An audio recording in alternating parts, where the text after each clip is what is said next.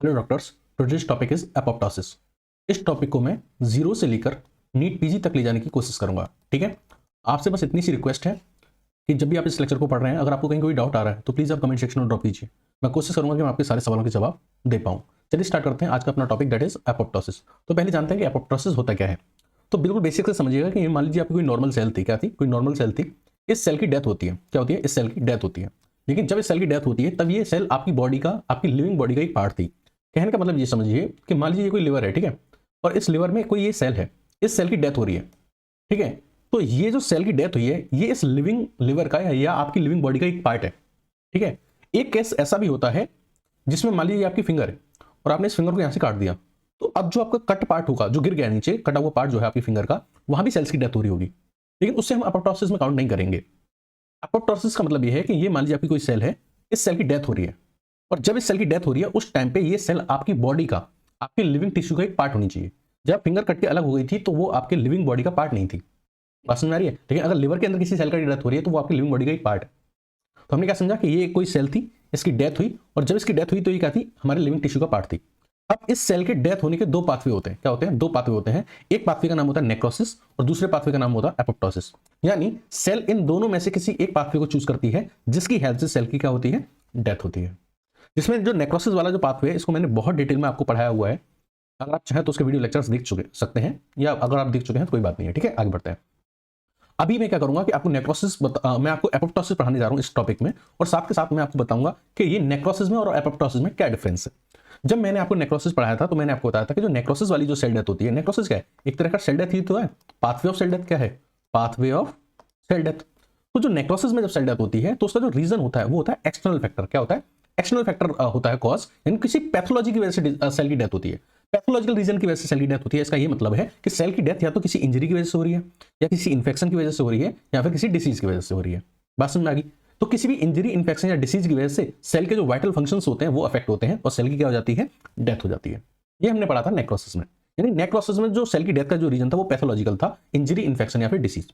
लेकिन जब एपोप्टोसिस में सेल की डेथ होती है तो रीजन एक्सटर्नल भी हो सकते हैं और इंटरनल फैक्टर भी हो सकते हैं। यानी कि डिसीज पैथोलॉजिकल भी हो सकती है, यानी किसी इंजरी या डिसीज की वजह से भी हो सकती है, लेकिन डेथ फिजियोलॉजिकल भी हो सकती है। ये अलग है। यहाँ पे एपोप्टोसिस के केस में फिजियोलॉजिकल डेथ भी हो सकती है। फिजियोलॉजिकल सेल डेथ का कहने का क्या मतलब है? ये मतलब है कि सेल की डेथ किसी डिसीज की वजह से नहीं हुई है। सेल की डेथ होना हमारी नॉर्मल फिजियोलॉजी का पार्ट था। कहने का मतलब, इसको एक एग्जांपल से समझते हैं। आपकी बॉडी में कोई एक सेल थी, मान लीजिए ये कोई एक सेल थी, और इस सेल का जो फंक्शन था वो ओवर हो गया। अब इस सेल ने जो फंक्शन करना था वो कर लिया। अब इसका कोई फंक्शन नहीं है इस सेल का, मान लीजिए अब हमारी बॉडी में, तो हम क्या करेंगे? इस सेल को डेड कर देंगे। तो इस सेल की जब डेथ होगी तो फिजियोलॉजिकल सेल डेथ है, क्योंकि इसकी डेथ किसी डिसीज की वजह से तो हुई नहीं है। इसकी सेल की डेथ इसलिए हुई है क्योंकि इसका फंक्शन ओवर हो गया, अब इसकी नो मोर नीड है, ये कोई जरूरत नहीं है, तो सेल की डेथ हो गई। तो ये फिजियोलॉजी है। ठीक है। तो एपोप्टोसिस में जो सेल डेथ होती है वो पैथोलॉजिकल भी हो सकती है, यानी किसी इंजरी और डिसीज की वजह से भी हो सकती है, और फिजियोलॉजिकल भी हो सकती है, यानी उस सेल की डेथ होना हमारी बॉडी की फिजियोलॉजी का एक पार्ट था। अच्छा, यहां अगर हमने नेक्रोसिस में बात की तो क्या होता था? क्या होता था कि जो वाइटल फंक्शंस थे सेल के वो फेल हो जाते थे, जिसकी वजह से सेल की डेथ हो जाती थी। बट एपोप्टोसिस के केस में बात करें तो एपोप्टोसिस के केस में क्या होता है कि सेल क्या करती है? अपने अंदर के, मान लीजिए कोई सेल है तो ये अपने अंदर के ऐसे मॉलिक्यूलर प्रोग्राम्स को ट्रिगर करती है जो सेल को मजबूर करते हैं सुसाइड करने के लिए। आई रिपीट अगेन, एपोप्टोसिस के केस में क्या होता है? एपोप्टोसिस के केस में जो सेल डेथ होती है वो कैसे होती है कि सेल क्या करती है? खुद से ही अपने अंदर के ऐसे मॉलिक्यूलर प्रोग्राम्स को क्या करती है? ट्रिगर करती है, इनिशिएट करती है कि वो क्या करे? सेल क्या कर ले? सुसाइड कर ले। बात समझ में आ रही?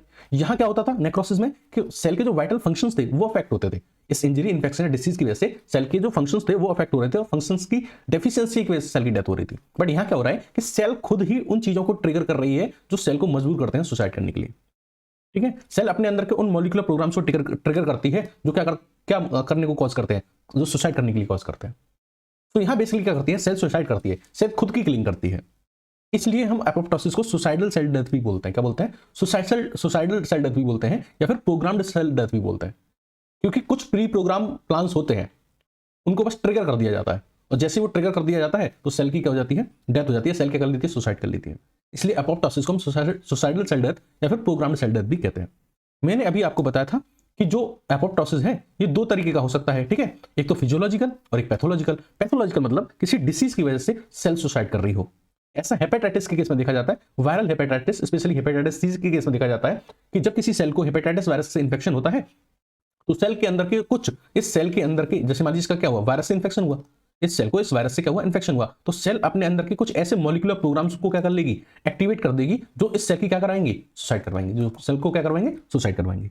अच्छा, फिजियोलॉजिकल की बात करें, क्या फिजियोलॉजिकल सेल डेथ कैसे होगी, तो होता क्या है, ये आपको देखने को मिलती है एम्ब्रियोजेनेसिस के केस में, यानी कि जब आपका डेवलपमेंट चल रहा होता है मदर के यूटस के अंदर, जब आपके ऑर्गन्स का फॉर्मेशन हो रहा होता है एम्ब्रियोनिक डेवलपमेंट के टाइम पे, ऑर्गेनोजेनेसिस, ऑर्गन के फॉर्मेशन होने के टाइम पे, तो होता क्या है कि जब आप मदर के वोम में थे, यूट्रस में थे, तो आपकी जो ये फिस्ट थी, है ना, ये इस तरीके से जॉइंट थी, सारी फिंगर्स एकदम जॉइंट थी, है ना, और ये फिस्ट इस तरीके से थी। तो जब आपके हैंड का फॉर्मेशन हुआ, आपके फिंगर्स का फॉर्मेशन हुआ, तो क्या हुआ कि ये फिंगर्स ऐसे करके ओपन हुई, तो इनके बीच का जो सेल्स थे, इनके बीच का जो टिश्यू था, उसकी डेथ हुई, जिसकी वजह से हमारी जो फिंगर्स थी ये क्या हुई, ओपन हुई। बात समझ में आ गई। तो फिंगर्स पहले, यानी जब आप एम्ब्रियोनिक डेवलपमेंट के टाइम पे क्या थी, सिंडैक्टाइली थी। सिंडैक्टाइली का मतलब क्या होता है कि जो फिंगर्स है वो अटैच्ड है, सारी फिंगर्स क्या है, अटैच्ड है। फिर इनके बीच की जो सेल्स थी उनकी डेथ हुई, किसके मैकेनिज्म के थ्रू, एपोप्टोसिस के थ्रू। किसके थ्रू, एपोप्टोसिस के थ्रू। उस बीच का जो टिश्यू था, बीच की जो सेल्स थी उनकी डेथ हुई, और जिसकी वजह से क्या हुई, आपकी फिंगर्स ओपन हो गई। तो ये क्या कोई डिसीज है, नहीं ना, ये तो हमारी बॉडी की डेवलपमेंट का पार्ट है। तो यहाँ एपोप्टोसिस फिजियोलॉजिकल है। और हेपेटाइटिस की वजह से अगर सेल सुसाइड कर रही है, हेपेटाइटिस का वायरस आ गया, उसने सेल को इन्फेक्ट किया और उसकी वजह से सेल सुसाइड कर दिया, तो ये कैसा है, पैथोलॉजिकल है। ठीक है, और क्या डिफरेंस है नेक्रोसिस में और एपोप्टोसिस में, समझिएगा। नेक्रोसिस जब भी होती है तो वो ग्रुप ऑफ सेल्स में होती है, हमेशा इसमें होगी, ग्रुप ऑफ सेल्स में होगी। मान लीजिए कोई टिश्यू है तो टिश्यू के अंदर ग्रुप ऑफ सेल्स में होगी हमेशा, ठीक है। लेकिन एपोप्टोसिस जो होती है वो एक सेल में भी हो सकती है, नेक्रोसिस एक सेल में नहीं हो सकती, ठीक है। ये एक सेल में हो सकती है, एक सिंगल सेल में हो सकती है, मे बी अदर सेल भी इन्फेक्टेड हो आसपास की, बट सिंगल सेल भी ऐसा हो सकता है कि अफेक्टेड हो। बट नेक्रोसिस के केस में सिंगल सेल अफेक्ट नहीं होगी, ग्रुप ऑफ सेल्स हमेशा अफेक्टेड होंगी। बात समझ में आ गई। देखो नेक्रोसिस जब मैंने आपको पढ़ाई थी तो मैंने आपको क्या बताया था कि यहाँ जो डेथ हो रही है वो किसकी वजह से हो रही है, इंजरी या इन्फेक्शन की वजह से हो रही है। बात समझ में आ गई। तो यहाँ इंजरी और इन्फेक्शन की वजह से क्या हो रही है, सेल की डेथ हो रही है, और सेल की death without spend of ATP हो रही है, कोई एटीपी खर्च नहीं हो रही। तो यहाँ जो डेथ होती है वो पैसिवली होती है। बट मैंने आपको बताया था कि जो एपोप्टोसिस होता है वहां क्या होती है, सेल सुसाइड कर रही है, सेल अपने अंदर के मॉलिक्यूलर प्रोग्राम्स को ट्रिगर कर रही है, जो क्या करते हैं, सेल डेथ करते हैं या सुसाइड करवाते हैं। तो उन प्रोग्राम्स को एक्टिवेट करने के लिए क्या चाहिए होते हैं, एटीपी चाहिए होता है। तो इस तरह की जो एक्टिव डेथ है, एपोप्टोसिस के केस में जो सेल डेथ है वो एक्टिव सेल डेथ है, एक्टिवली एटीपी खर्च कर रही है सेल सुसाइड करने के लिए, ठीक है। और एक बहुत इंपॉर्टेंट जो डिफरेंस था वो ये था कि होता क्या था, जैसे मान लीजिए कि ये कोई सेल है जिसके अंदर क्या हो रही थी, नेक्रोसिस हो रही थी, तो इसकी जो सेल मेम्ब्रेन थी, इसकी तो जो सेल मेम्ब्रेन थी ये बस्ट होती थी, क्या होती थी, बस्ट होती थी, और जो भी कंटेंट था वो कहां निकल के आता था, बाहर निकल के आता था, और आसपास की सेल को इन्फेक्ट करता था, जिसको हम बोलते थे इन्फ्लेमेशन। क्या बोलते थे, इन्फ्लेमेशन। तो नेक्रोसिस के केस में हमको इन्फ्लेमेशन देखने को मिलता है, क्या देखने को मिलता है, इन्फ्लेमेशन देखने को मिलता है। जिस सेल के अंदर नेक्रोसिस होती है उसकी सेल मेम्ब्रेन बस्ट करती है और अंदर का कंटेंट बाहर निकल के आता है और आसपास की सेल्स को क्या करता है, इन्फेक्ट करता है और इन्फ्लेमेशन कॉज करता है। लेकिन वहीं अगर आप बात करें एपोप्टोसिस के केस में, तो मान लीजिए ये सेल इन्फेक्ट हुई है, तो इस सेल के अंदर, इसकी मेम्ब्रेन के अंदर इस तरीके के साइटोप्लाज्मिक ब्लेब्स बन जाएंगे। क्या बन जाएंगे, साइटोप्लाज्मिक ब्लेब्स बन जाएंगे, इनको बोलते हैं ब्लेब्स फॉर्मेशन। लेकिन सेल रप्चर नहीं होगी, नो सेल मेम्ब्रेन रप्चर, इसमें सेल मेम्ब्रेन रप्चर नहीं होती। और सेल मेम्ब्रेन रप्चर नहीं होगी तो नो लीकेज, कोई भी चीज बाहर नहीं निकलेगी, नो लीकेज। और नो लीकेज मतलब कोई चीज बाहर नहीं निकल रही है तो no infection in the surrounding, no infection in the surrounding, no infection in surrounding, यानी कि नो इन्फ्लेमेशन। एपोप्टोसिस के केस में इन्फ्लेमेशन आपको देखने को नहीं मिलता है। इतनी बात क्लियर है, क्या आप अब आइडेंटिफाई कर रहे हैं difference between necrosis and apoptosis. चलिए अब हम एपोप्टोसिस को और बड़ी स्केल पे ले जाएं और एपोप्टोसिस के मैकेनिज्म को समझें। तो पहले हम एक बेसिक मैकेनिज्म समझेंगे एपोप्टोसिस का, उसके बाद हम इसके वाइडर व्यू पे जाएंगे, धीरे धीरे स्टेप बाय स्टेप मैं आपको आगे बढ़ाऊंगा। तो सबसे पहले मैं आपको बेसिक मैकेनिज्म समझाता हूं एपोप्टोसिस का क्या होता है। मैंने आपको क्या बताया था कि एक कोई सेल होती है, ये अपने अंदर के मॉलिक्यूलर प्रोग्राम्स को ट्रिगर करती है, उन मॉलिक्यूलर प्रोग्राम्स को जो सेल की क्या कराते हैं, सुसाइड करवाते हैं, सेल की डेथ करवाते हैं। तो ये कोई सेल थी, इसके अंदर एपोप्टोसिस थी, सेल ने सुसाइड की और सेल की क्या होगी, डेथ हो गई। लेकिन ऐसा नहीं होता कि कोई भी पर्सन किसी खुद से ही सुसाइड करना चाहो, कोई रीजन तो होगा ना सुसाइड करने का, बेवजह तो ये सेल सुसाइड करना नहीं चाहेगी। तो इस सेल के सुसाइड करने के कुछ रीजंस हो सकते हैं, मे बी सम रीजंस। क्या रीजन हो सकते हैं, ऐसा हो सकता है कि इस सेल का डीएनए इतना डैमेज हो गया हो कि अब वो रिपेयर नहीं हो सकता।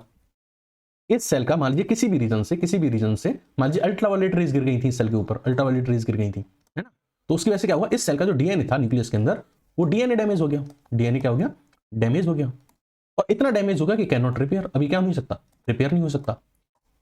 तो अब कोई भी सेल हमेशा डैमेज डीएनए के साथ नहीं रहना चाहेगी, म्यूटेंट डीएनए के साथ कोई भी सेल रहना नहीं चाहिए, वो सेल क्या करेगी, अपने आप को खत्म करेगी।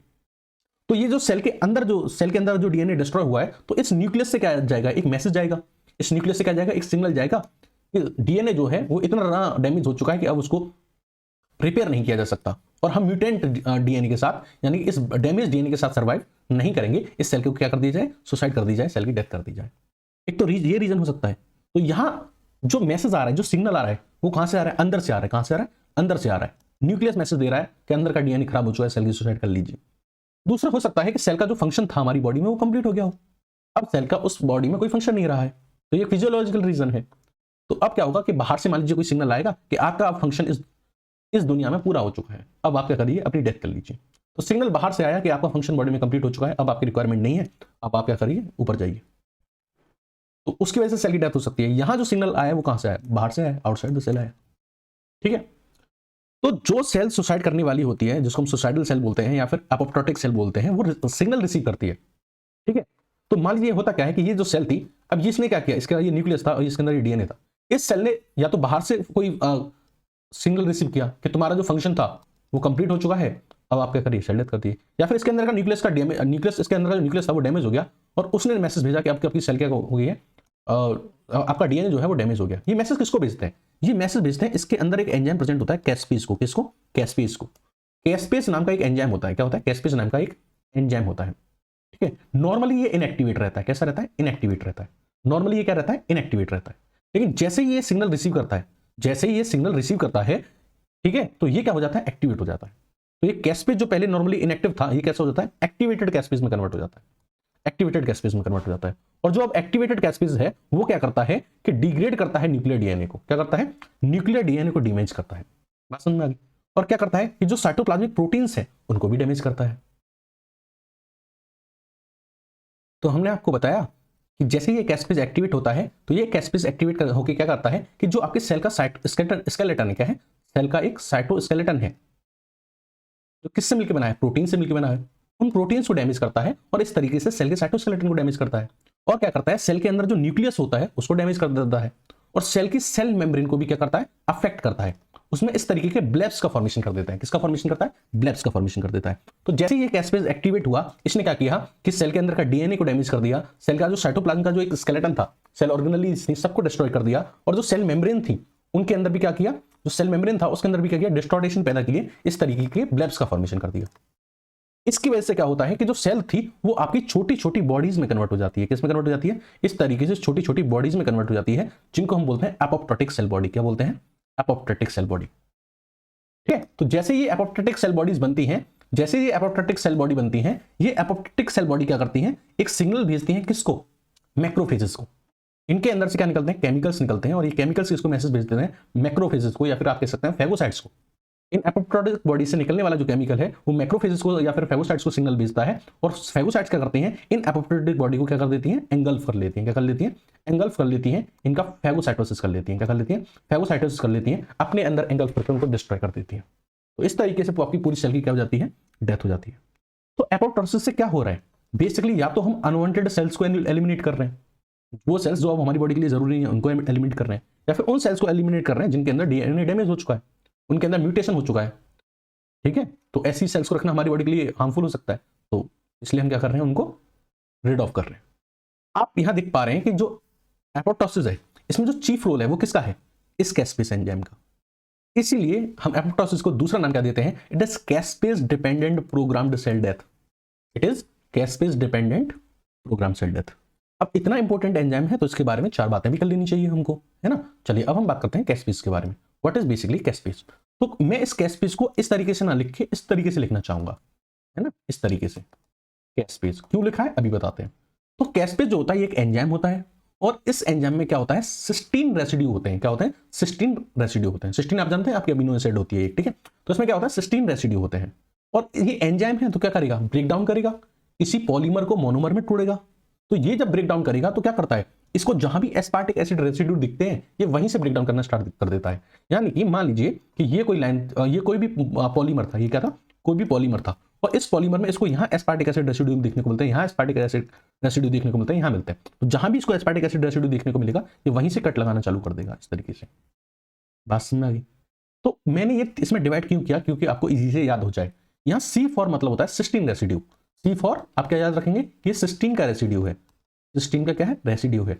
एएसपी से आप समझेंगे कि ये क्या करता है, एस्पार्टिक एसिड रेसिड्यू जिसको जहां भी मिलता है ना, वहां से ये क्या करना स्टार्ट कर देता है, ब्रेक डाउन करना स्टार्ट कर देता है। तो इस तरीके से आप क्या कर सकते हैं, याद कर सकते हैं इसको, कि इसको जहां भी एस्पार्टिक एसिड रेसिड्यू देखने को मिलता है ये वहां से ब्रेक डाउन करना स्टार्ट कर देता है। थर्ड जो पॉइंट है वो है एज, और एज का क्या मतलब होता है, एज का मतलब होता है एंजाइम, एज का क्या मतलब होता है, एंजाइम। ओके, क्लियर है यहां तक? तो यहां एज का मतलब था एंजाइम, बात समझ में आ गई, तीनों पॉइंट्स क्लियर हो गए। अब ये जो केस्पेस होते हैं ये कई तरह के होते हैं और नॉर्मली ये बॉडी में इनएक्टिव होते हैं, इसलिए बॉडी की जो है जो सॉरी सेल्स की जो है डेथ नहीं होती, नॉर्मली सुसाइड नहीं होती, ठीक है। जब ये ट्रिगर होते हैं तब सेल डेथ होती है। तो ये कैस्पेस कई तरह के होते हैं, कैस्पेस 8, 9, 10 या फिर कैस्पेस 3, 6, 7, तो कई तरह के कैस्पेस होते हैं। ये तो मैंने आपको एक बेसिक मैकेनिज्म बताया था एपोप्टोसिस का। अब हम इसके एक्चुअल डीप कॉन्सेप्ट पे चलते हैं, ठीक है। एक एक स्टेप करके बता रहे हैं ताकि एक साथ सारी चीजें बता देंगे तो आपको समझने में क्या होगी, डिफिकल्टी होगी। यहां तक आपको कितना समझ में आया प्लीज कमेंट सेक्शन में ड्रॉप कीजिएगा, ठीक है। चलिए अब मैं आपको बताता हूं मैकेनिज्म ऑफ एपोप्टोसिस। एपोप्टोसिस कैसे होती है वो समझिएगा। तो मैंने आपको बताया था कि या तो सिग्नल बाहर से आ रहा था या फिर सिग्नल अंदर से जनरेट हो रहा था। अगर मान लीजिए सेल का फंक्शन कंप्लीट हो चुका है तो सिग्नल बाहर से आ रहा था कि तुम्हारा फंक्शन कंप्लीट हो गया, अब डिसाइड कर लो। लेकिन मान लीजिए सेल के अंदर का जो न्यूक्लियस है वो डैमेज हो गया है, यानी अंदर का जो डीएनए है वो डैमेज हो गया है, तो मैसेज अंदर न्यूक्लियस से आ रहा था कि सेल के डीएनए जो है उसका डीएनए जो है सेल का वो डैमेज हो चुका है, तो आप क्या कर लीजिए, सुसाइड कर लीजिए। और जब फंक्शन कंप्लीट हो गया था तो बाहर से मैसेज आ रहा था किसके पास, कैश स्पेस के पास, ठीक है। तो अगर बाहर से मैसेज आता है तो हम उसको बोलते हैं एक्सट्रिंसिक पाथवे, और मैसेज अंदर से आ रहा है, जैसे यहाँ अंदर से आ रहा है इनसाइड से और यहाँ बाहर से आ रहा है, तो और मैसेज अगर अंदर से आ रहा है तो हम इसको बोलते हैं इंट्रिंसिक पाथवे। तो एपोप्टोसिस के अब दूसरे दो मैकेनिज्म हो गए कि अगर मैसेज बाहर से आ रहा है सेल की डेथ करने के लिए तो एक्सट्रिंसिक पाथवे, और मैसेज अंदर से आ रहा है सुसाइड के लिए तो फिर क्या है, इंट्रिंसिक पाथवे। अच्छा, इन दोनों ही पाथवे को हम दो पार्ट्स में डिवाइड करते हैं, एक होता है इनिशिएशन फेज और एक होता है एग्जीक्यूशन फेज। इनिशिएशन फेज में हम क्या करते हैं, कैश पेज को एक्टिवेट करते हैं, क्या करते हैं, कैश पेज को एक्टिवेट करते हैं। और एग्जीक्यूशन फेज में क्या होता है कि जो आपने कैश पेज एक्टिवेट किया है वो कैश पेज क्या करता है, सेल की डेथ करता है। यानी कैश पेज क्या करता है, एक्टिवेटेड जो कैश पेज होता है वो सेल की डेथ करता है। वो मैंने बताया था ना, activated cell page cache page क्या करेगा, आपकी जो सेल मेम्ब्रेन है उसमें ब्लेब्स बनवा देगा, है ना, और आपका जो डीएनए है उसको डैमेज कर देगा कंप्लीटली, है ना, और आपका जो सेल का साइटोस्केलेटन था उसको भी क्या कर देगा, कंप्लीटली डैमेज कर देगा, ठीक है। एग्जीक्यूशन फेज में ये सारी चीजें होंगी। एग्जीक्यूशन फेज दोनों क्योंकि केसेस में ही सेम रहेगा, चाहे आप एक्सट्रिंसिक पाथवे के बारे में बात करिए चाहे इंट्रिंसिक पाथवे के बारे में बात करिए। अच्छा, अगर मैं इंट्रिंसिक पाथवे के बारे में बात करूं तो यहां भी इनिशिएशन फेज और यहां भी एग्जीक्यूशन फेज होगा, सेम चीजें होंगी। यहां भी क्या होगा, कैश पेज एक्टिवेट होगा और यहां क्या होगा, एग्जीक्यूशन फेज में जो एक्टिवेटेड कैश पेज है वो सेल की डेथ करेगा। तो सर डिफरेंस क्या है, दोनों में डिफरेंस क्या है? देखो डिफरेंस है, जब कोई भी स्टिमुलस बाहर से आती है तो जो कैश पेज एक्टिवेट होता है, जब स्टिमुलस बाहर से आती है तो जो कैश पेज एक्टिवेट होते हैं वो होते हैं कैश पेज 8 और कैश पेज 10, कैश पेज 8 और कैश पेज 10। लेकिन जब कोई भी स्टिमुलस अंदर से आती है तो जो कैश पेज एक्टिवेट होता है वो होता है कैश पेज 9। ओके, तो मैंने आपको इन दोनों में क्या डिफरेंस बताया कि अगर मैसेज बाहर से आता है तो कौन सा कैश पेज एक्टिवेट होता है, 8 और 10, और मैसेज अगर अंदर से आता है तो कौन सा कैश पेज एक्टिवेट होता है, कैश पेज 9। ये दोनों में डिफरेंस है। तो एक बार हम एक्सट्रिंसिक पाथवे को डिटेल में समझेंगे, ठीक है, और दूसरी बार हम इंट्रिंसिक पाथवे को डिटेल में समझेंगे। तो चलिए करते हैं स्टार्ट एक्सट्रिंसिक पाथवे से, ठीक है। तो एक्सट्रिंसिक पाथवे क्या था, वो पाथवे जिसमें सुसाइड करने के लिए सिग्नल कहां से आएगा, बाहर से आएगा। यानी जो सुसाइडल सिग्नल है ना वो कहां से आएगा, आउटसाइड से, बाहर से, सेल के बाहर से आएगा, ठीक है। तो यानी कि ये एक्चुअली इसमें क्या होता है कि ये मान लीजिए कोई सेल है जिसके अंदर एपोप्टोसिस होने वाली है, इस सेल की सुसाइड होने वाली है, तो ये एपोप्टोटिक सेल है। क्या है, एपोप्टोटिक सेल है, ठीक है। इस सेल के पास रिसेप्टर होते हैं, क्या होते हैं, रिसेप्टर होते हैं, है ना। अब क्या होता है, एक दूसरी सेल आती है जो उसको मैसेज देने आती है, तो वो मान लीजिए आपकी टी सेल थी, यानी कि मान लीजिए आपकी टी लिम्फोसाइट्स थी, ठीक है। वो टी लिम्फोसाइट क्या थी, वो मैसेज लेके आई थी। ओके, तो टी सेल्स जो थी ये क्या लेके आई थी, कोई भी मैसेज लेके आई थी, ठीक है। और ये मैसेज इन्होंने किसको दे दिया, इन रिसेप्टर सेल्स को दे दिया। तो ये सारा फिनोमेना कहां हो रहा है, सरफेस पे हो रहा है। तो ये जो एक्सट्रिंसिक पाथवे में जो फिनोमेना होता है ये क्या होता है, on the surface of cell होता है with the help of receptor. तो इन रिसेप्टर, ये रिसेप्टर जो है ये इस सुसाइड का सिग्नल ले रहे हैं, क्या ले रहे हैं, सुसाइड का सिग्नल ले रहे हैं, है ना। तो इन रिसेप्टर को हम बोलते हैं डेथ रिसेप्टर्स, क्या बोलते हैं, डेथ रिसेप्टर्स बोलते हैं। ओके, इन रिसेप्टर्स को हम बोलते हैं डेथ रिसेप्टर्स, और इस एक्सट्रिंसिक पाथवे को फिर हम दूसरा नाम दे देते हैं क्या, it is also known as death receptor pathway. और क्या बोलते हैं हम इसको, डेथ रिसेप्टर पाथवे बोलते हैं, ठीक है। इसको हाईलाइट कर लीजिएगा, एक्सट्रिंसिक पाथवे को हम क्या और क्या बोलते हैं, it is also known as death receptor pathway. ठीक है, तो अब इसमें क्या होता है कि जो सिग्नल होता है वो कहां से रिसीव होता है, आउटसाइड से रिसीव होता है, बाहर से रिसीव होता है। ठीक है, अब देखो होता क्या है, बेसिकली समझिएगा कि ये जो टी सेल्स होती हैं, ये सिग्नल लेके आती हैं। क्या लेके आती हैं, सुसाइड का सिग्नल लेके आती हैं। और सिग्नल किस फॉर्म में होता है, या तो फास्ट एल की फॉर्म में या फिर CD95L की फॉर्म में। एल पर होता है लिगेंड। ठीक है, अब देखो ये जो एपोप्टोटिक सेल्स होती हैं, ये एपोप्टोटिक सेल्स जो होती हैं इनके पास रिसेप्टर्स होते हैं। क्या होते हैं, रिसेप्टर्स होते हैं, जिनको हम बोलते हैं डेथ रिसेप्टर्स। क्या बोलते हैं, डेथ रिसेप्टर्स बोलते हैं। ठीक है, तो हम बता रहे थे कि सपोज करिए कि ये मान लीजिए आपकी एपोप्टोटिक सेल है। ठीक है, ये क्या है, आपकी एपोप्टोटिक सेल है, यानी उस वो सेल है जिसकी सुसाइड होने वाली है। ठीक है, तो इसके पास क्या होता है, रिसेप्टर होते हैं। अब इसके पास दो तरह के रिसेप्टर हो सकते हैं। एक तो इसके पास रिसेप्टर हो सकते हैं फास्ट प्रोटीन। ठीक है, फास्ट प्रोटीन, या फिर आप कह दीजिए CD95 रिसेप्टर, CD95 रिसेप्टर। या इसके पास दूसरे तरह के जो रिसेप्टर हो सकते हैं वो हो सकते हैं TNF रिसेप्टर। क्या हो सकते हैं, TNF रिसेप्टर, जिसको हम बोलते हैं ट्यूमर नेक्रोटिक फैक्टर। तो ये दो तरह के रिसेप्टर हो सकते हैं जो सिग्नल को रिसीव करेंगे। जो क्या करेंगे, सिग्नल को रिसीव करेंगे। जो क्या करेंगे, सिग्नल को रिसीव करेंगे।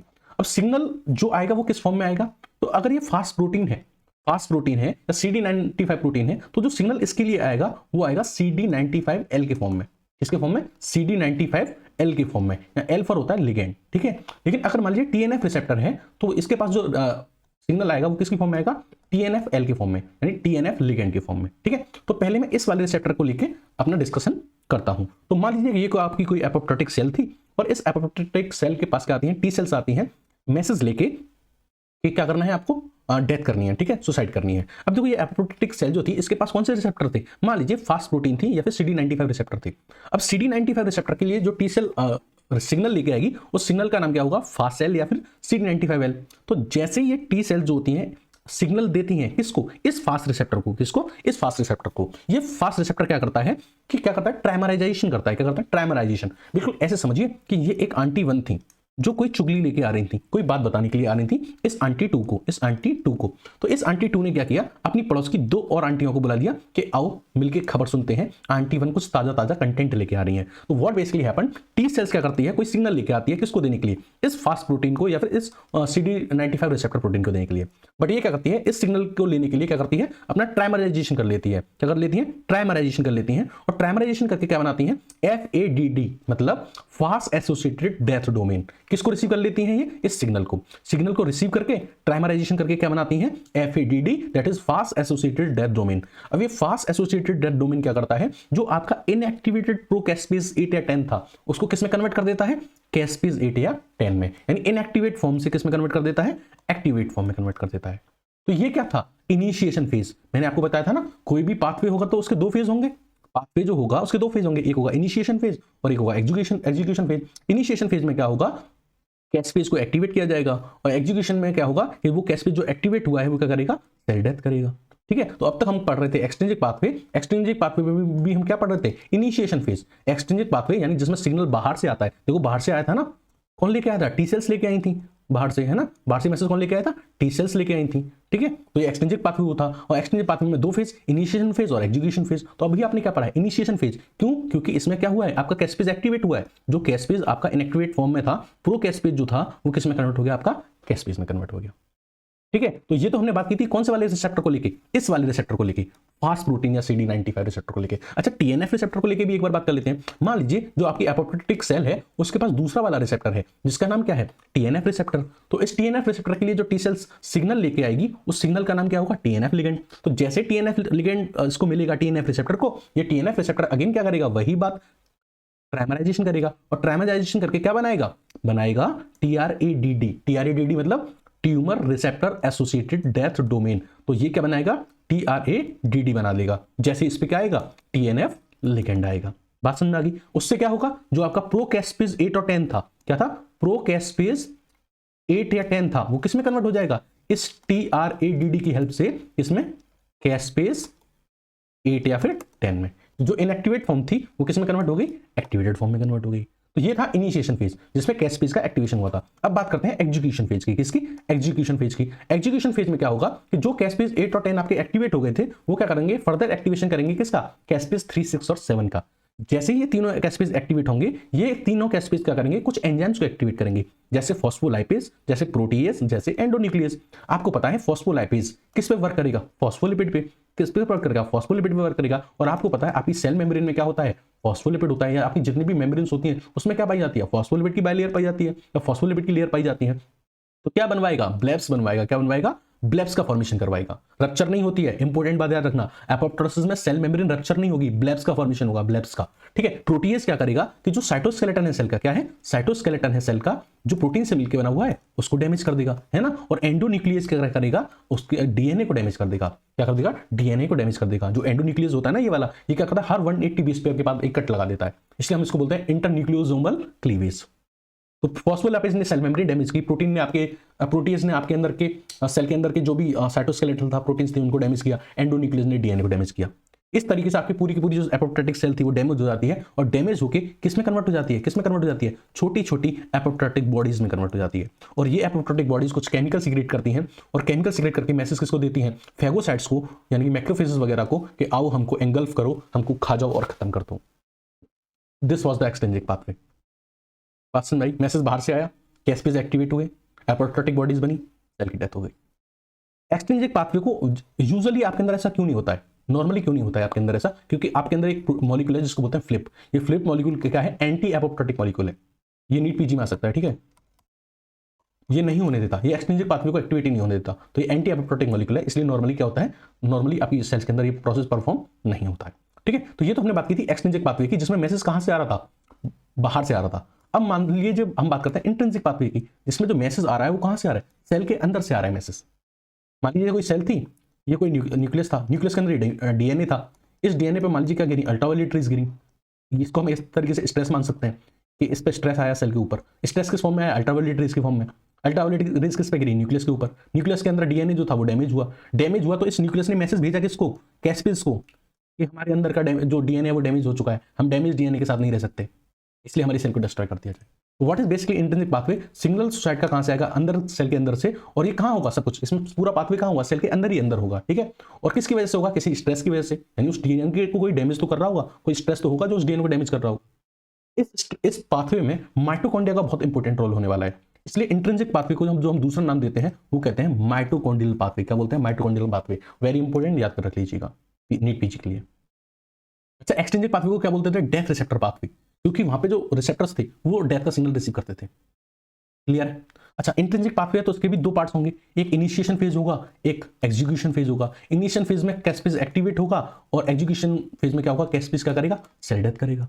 चलिए इनिशिएशन फेज को बात करते हैं, जिसमें हम क्या करेंगे, कैस्पेज का एक्टिवेशन करेंगे। कौन से कैस्पेज का एक्टिवेशन करेंगे, कैस्पेज 9 का। इससे पहले जब मैंने आपको एक्सट्रिंसिक पाथवे पढ़ाया था तो उसमें कौन से कैस्पेज का एक्टिवेशन किया था आपने, कैस्पेज 8 का और कैस्पेज 10 का।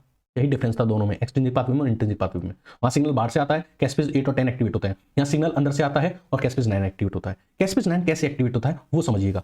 नॉर्मली मान लीजिए आपकी एक नॉर्मल सेल थी, क्या थी, नॉर्मल सेल थी। नॉर्मल सेल में ये आपका माइटोकॉन्ड्रिया आ गया। क्या आ गया, माइटोकॉन्ड्रिया। मैंने बताया था ना, माइटोकॉन्ड्रिया का बहुत इंपॉर्टेंट रोल होने वाला है। माइटोकॉन्ड्रिया हीरो, कहानी का हीरो है, इसलिए इस पाथवे को माइटोकॉन्ड्रियल पाथवे भी कहते हैं। तो माइटोकॉन्ड्रिया की क्या होता है, ये दो मेम्ब्रेन होती हैं, आपको बताइए, आउटर मेम्ब्रेन है, ठीक है, और ये इनर मेम्ब्रेन है, जिसको हम क्रिस्टी बोलते हैं। क्या बोलते हैं, क्रिस्टी बोलते हैं। अब आउटर और इनर मेम्ब्रेन के बीच में जो स्पेस होता है, ये वाला जो स्पेस है, इसको हम बोलते हैं पेरीमाइटोकॉन्ड्रियल स्पेस। क्या बोलते हैं, पेरीमाइटोकॉन्ड्रियल स्पेस। जो आउटर मेम्ब्रेन और इनर मेम्ब्रेन के बीच में जो स्पेस है वो क्या है, पेरीमाइटोकॉन्ड्रियल स्पेस है। तो इस पेरीमाइटोकॉन्ड्रियल स्पेस में क्या होता है, कुछ प्रोटीन्स होती हैं जैसे साइटोक्रोम सी।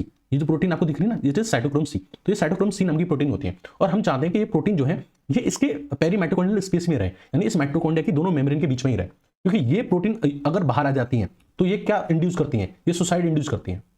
तो साइटोक्रोम सी को हम चाहते हैं कि ये क्या रहे, पेरीमाइटोकॉन्ड्रियल स्पेस में ही रहे। इसलिए हमने बाहर दरवाजे पे क्या लगा दिए, कुछ गार्ड्स लगा दिए जो इस साइटोक्रोम सी को बाहर नहीं आने देते। उन गार्ड्स का नाम है BCL2, BCLXL और MCL1। ये एंटी एपोप्टोटिक मॉलिक्यूल है। क्या है, एंटी एपोप्टोटिक मॉलिक्यूल है। एंटी एपोप्टोटिक मॉलिक्यूल क्यों, क्योंकि एपोप्टोसिस को रोक रहे हैं। कैसे रोक रहे हैं, ये साइटोक्रोम सी को बाहर नहीं आने दे रहे। अगर ये साइटोक्रोम सी बाहर आ जाएगा तो क्या होगा, ये इंड्यूस करेगा एपोप्टोसिस को। क्या करेगा, एपोप्टोसिस को इंड्यूस करेगा, कैस्पेज को एक्टिवेट करेगा। इसलिए हम इसको अंदर रखते हैं, और अंदर रखने के लिए हमने यहाँ पे गार्ड लगा दिए, जिनको हम एंटी एपोप्टोटिक मॉलिक्यूल बोल रहे हैं। कुछ ऐसे भी लोग होते हैं जो इसको सपोर्ट करते हैं कि तुम चलो बाहर निकलो। कुछ लोग चाहते हैं ना कि तुम्हारा बुरा हो, तुम सुसाइड कर लो, तो उनसे दूर रहना है, तो वो जनरली वैसे इनएक्टिवेट रहते हैं। तो प्रो एपोप्टोटिक मॉलिक्यूल क्या होते हैं, नॉर्मली क्या रहते हैं, इनएक्टिवेट फॉर्म में रहते हैं, और ये एक्टिवेट फॉर्म में रहते हैं। इसलिए क्या होता है कि आपका जो एंटी एपोप्टोटिक होते हैं वो एक्टिव रहते हैं, और जो प्रो एपोप्टोटिक होते हैं वो क्या रहते हैं, इनएक्टिव रहते हैं। क्योंकि प्रो एपोप्टोटिक तो चाहते हैं कि साइटोक्रोम बाहर आए, सेल की डेथ हो, लेकिन एंटी एपोप्टोटिक आपका भला चाहते हैं, ये नहीं चाहते साइटोक्रोम सी बाहर आए और सेल की डेथ हो, इसलिए साइटोक्रोम सी को अंदर ही रखते हैं। ठीक है, नॉर्मली ये एक्टिव रहेंगे और वो इनएक्टिव रहेंगे। लेकिन मान लीजिए अब आगे क्या हुआ कि सेल के ऊपर कोई स्ट्रेस आया, क्या हो गया, सेल के ऊपर कोई स्ट्रेस आया। अब कहानी थोड़ा चेंज होती है। अब ये है कि सेल के ऊपर कोई स्ट्रेस आया, मान लीजिए अल्ट्रावायलेट रेज गिरी। इस अल्ट्रावायलेट रेज की वजह से क्या हुआ कि सेल आपका जो डीएनए था वो डैमेज हुआ, और डीएनए जब आपका डैमेज हुआ तो आपके अंदर डीएनए के अंदर एक जीन होता है p53 जीन, वो कोशिश करता है कि रिपेयरिंग की जाए, बट डैमेज इतना ज्यादा हो गया कि अब डीएनए रिपेयर नहीं हो सकता। जब इतना ज्यादा डैमेज हो जाता है तो कुछ सेंसर प्रोटीन एक्टिवेट हो जाती है सेल्स के अंदर। उन सेंसर प्रोटीन का नाम है बिम बिड बैड नॉक्सा प्यूमा। ये जो सेंसर प्रोटीन है ये जब एक्टिवेट हो जाती है तो ये क्या करती हैं कि जो गार्ड बैठे थे जो इस साइटोक्रोम सी को बाहर नहीं आने दे रहे थे, आपको पता है साइटोक्रोम सी बाहर आ जाएगा तो क्या हो जाएगा, कैस्पेज एक्टिवेट हो जाएंगे, सेल की डेथ हो जाएगी। तो ये जो पहले रोक रहे थे कैस्पेज को आने से, ये जो सेंसर प्रोटीन है ये इनको रिश्वत देती है कि अब आप उल्टा काम कर रहे हो। पहले आप कैस्पेज को रोक रहे थे कि कैस्पेज बाहर मत निकलो, अब आप कैस्पेज को बाहर निकालो, तो फोर्स करती हैं कि आप अपोजिट वर्क करो। तो एक तो जो एंटी एपोप्टोटिक मॉलिक्यूल थे आपके, एंटी एपोप्टोटिक मॉलिक्यूल थे, उनको इंड्यूस करती हैं कि आप उल्टा काम करो और अब कैस्पेज को बाहर निकालो, सॉरी साइटोक्रोम सी को बाहर निकालो। और जो प्रो एपोप्टोटिक मॉलिक्यूल थे जो चाहते थे कि साइटोक्रोम सी बाहर आए, उनको और एक्टिवेट कर देती हैं कि जाओ जाओ निकाल के लाओ। तो जिसकी वजह से क्या होता है कि जो साइटोक्रोम सी होता है वो बाहर आ जाता है साइटोप्लाज्म में। तो जैसे ही साइटोक्रोम सी बाहर आता है ये रिएक्ट करता है एक मॉलिक्यूल के साथ जिसका नाम है APAF1 यानी एपोप्टोसिस एक्टिवेटिंग फैक्टर 1। और जैसे ये cytochrome C apoptosis activation factor 1 के साथ रिएक्ट करता है तो बनाता है एक वेरी वेरी इंपॉर्टेंट मॉलिक्यूल जिसको बोलते हैं एपोप्टोसोम, और ये आ चुका है पीजी में। ठीक है, तो साइटोक्रोम सी जैसे बाहर आएगा ये अपाफ1 के साथ रिएक्ट करेगा और क्या बनाएगा, एपोप्टोसोम बनाएगा। तो यही एपोप्टोसोम क्या करेगा, प्रो कैस्पेज 9 को कैस्पेज 9 में कन्वर्ट कर देगा, यानी अब इस इनएक्टिवेटेड कैस्पेज को किस में कन्वर्ट कर देगा, एक्टिवेटेड कैस्पेज 9 में। बात समझ में आ गई। दोबारा एक रिकॉल करते हैं, दोबारा जल्दी से रिकॉल करते हैं। स्ट्रेस आया, अल्ट्रावायलेट एंजाइम, डीएनए डैमेज हुआ, p53 जीन ने कोशिश करी डीएनए को रिपेयर करने की, नहीं कर पाया, डीएनए बहुत ज्यादा डैमेज हो चुका है। कुछ एक्टिवेट और कुछ सेंसर प्रोटीन एक्टिवेट होंगी जैसे बिम बिड बैड नॉक्सा प्यूमा, ये एक्टिवेट होंगी। ये क्या करेंगी, जो एंटी एपोप्टोटिक मॉलिक्यूल थे जो पहले साइटोक्रोम सी को बाहर आने से रोक रहे थे, उनसे कहेंगे अब तुम उल्टा काम करो, तुम रोक रहे थे रोको मत और निकालो।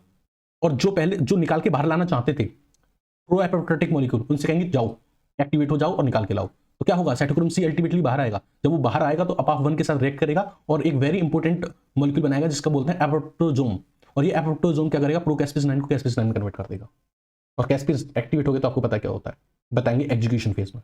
ठीक है, तो यहाँ कुछ प्रो एपोप्टोटिक मॉलिक्यूल और एंटी एपोप्टोटिक मॉलिक्यूल के बारे में दे रखा है जो नीट पीजी में आपसे पूछा जा सकता है। प्रो एपोप्टोटिक मॉलिक्यूल वो होते हैं जो साइटोक्रोम सी को बाहर लाना चाहते हैं। कहाँ लाना चाहते हैं, बाहर लाना चाहते हैं, जैसे BAC, BAX, BCLXS और स्मैक या फिर डायब्लो। एंटी एपोप्टोटिक मॉलिक्यूल जो साइटोक्रोम सी को अंदर रखना चाहते हैं, कहाँ रखना चाहते हैं, अंदर रखना चाहते हैं। ठीक है, यानी एपोप्टोसिस को रोक रहे हैं इसको अंदर रख के, BCL2, BCLXL, MCL1 और सेक्स स्टेरॉइड्स। अगर कोई आपसे पूछे नीट पीजी में कि BCL फैमिली किससे बिलोंग करती है, प्रो या फिर एंटी, तो आप देखना दोनों से बिलोंग करती है, दोनों से बिलोंग करती है। ओके, कैस्पेज 9 आपका एक्टिवेट हो गया, यानी इनिशिएशन पाथवे तो खत्म हो गया। अब हम किस पे जाएंगे, नेक्स्ट एग्जीक्यूशन पाथवे पे। एग्जीक्यूशन पाथवे सेम रहने वाला है, एग्जीक्यूशन पाथवे क्या रहने वाला है, सेम रहने वाला है। क्या होगा एग्जीक्यूशन पाथवे में, जो आपके एक्टिवेटेड कैस्पेज 9 था वो क्या करेगा, फर्दर अदर कैस्पेजेस को एक्टिवेट करेगा, फर्दर अदर कैस्पेजेस को एक्टिवेट करेगा और क्या करेगा, कैस्पेज 367 को एक्टिवेट करेगा। ये जो एक्टिवेटेड कैस्पेज 367 है क्या करेंगे, 3 एंजाइम्स को एक्टिवेट करेंगे, वही पुराना वाला सेम, किसको, फॉस्फोलाइपिस को, प्रोटीज को और एंडोन्यूक्लियस को। फॉस्फोलाइपिस क्या करेगा, सेल मेम्ब्रेन में ब्लेब्स बनवाएगा, प्रोटीज क्या करेगा, साइटोस्केलेटल को डैमेज करेगा, एंडोन्यूक्लियस क्या करेगा, डीएनए के टुकड़े टुकड़े कर देगा, जिसकी वजह से क्या होगी, जो आपकी एपोप्टोटिक सेल्स होगी वो एपोप्टोटिक बॉडीज में कन्वर्ट हो जाएगी, जिसको माइक्रोफेज आके क्या कर लेंगी, एंगल्फ कर लेंगी और इस तरीके से सेल की क्या हो जाएगी, डेथ हो जाएगी। ठीक है, तो this was intrinsic pathway, signal अंदर से आया और सेल की क्या होगी, डेथ हो गई। ठीक है, अब एक लास्ट टॉपिक जो बचा है वो ये है कि फेगोसाइटोसिस कैसे होती है, मैक्रोफेजेस कैसे इनको क्या करती हैं, एंगल्फ करती हैं कैसे, तो वो समझिएगा। ये एपोप्टोटिक बॉडीज बनी थी, ये एपोप्टोटिक बॉडीज क्या करती हैं, कुछ केमिकल सीक्रेट करती है, मैंने बताया था। उन केमिकल्स के नाम क्या है अब समझिए, C1Q, थ्रोम्बोस्पोंडिन और फॉस्फोटिडिलसेरिन। ये जो एपोप्टोटिक बॉडीज होती हैं ये अपने सरफेस से ये 3 केमिकल रिलीज करती हैं। ये 3 केमिकल जो होते हैं वो ईट में सिग्नल देते हैं किसको, मैक्रोफेज को, जिसकी वजह से मैक्रोफेज आती है इनके पास और इनको एंगल्फ करके क्या कर लेती है, डाइजेस्ट कर देती है। इन तीनों केमिकल्स में से जो सबसे ज्यादा इंपॉर्टेंट है वो है फॉस्फोटाइडिलसेरिन। देखो फॉस्फोटाइडिलसेरिन नॉर्मली भी आपकी सेल मेम्ब्रेन में प्रेजेंट होता है। आपको पता है कि आपकी सेल मेम्ब्रेन में फॉस्फोलिपिड की बाइलेयर प्रेजेंट होती है, क्या होती है, फॉस्फोलिपिड बाइलेयर प्रेजेंट होती है। अब फॉस्फोलिपिड बाइलेयर में क्या होता है, एक ऊपर लेयर होती है और एक नीचे लेयर होती है। ठीक है, जो ऊपर जो लेयर होती है उसमें होता है फॉस्फोटाइडिल कोलिन, क्या होता है, फॉस्फोटाइडिल कोलिन, और जो नीचे वाली लेयर होती है इसमें होता है फॉस्फेटाइडल सेरीन। ये तो नॉर्मल कंडीशन है, क्या है, नॉर्मल। लेकिन जिन सेल्स में अपोप्टोसिस हो जाती है, क्या हो जाती है, जिन सेल्स में अपोप्टोसिस हो जाती है उनमें क्या होता है कि ये जो नीचे वाली जो फॉस्फेटाइडल सेरीन थी ना, ये क्या हो जाती है, फ्लिपिंग कर जाती है। क्या कर जाती है, फ्लिप कर जाती है। और फ्लिप करके कहां पहुंच जाती है, ऊपर वाले में। किसमें पहुंच जाती है, ऊपर वाले में पहुंच जाती है। जैसे कि समझिए,